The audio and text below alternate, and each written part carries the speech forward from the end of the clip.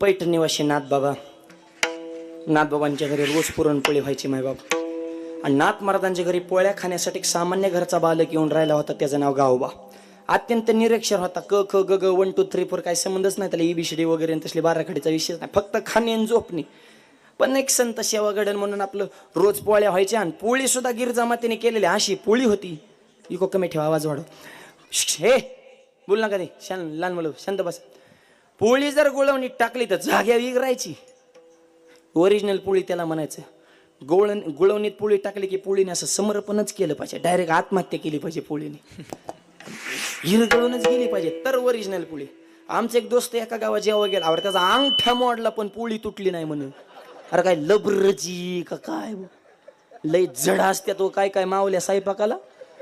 एकाच कुकरमध्ये भाताचे 3 प्रकार करतात. खाली जळकेवाडी, मध्ये करपेवाडी, वर कोरडेवाडी.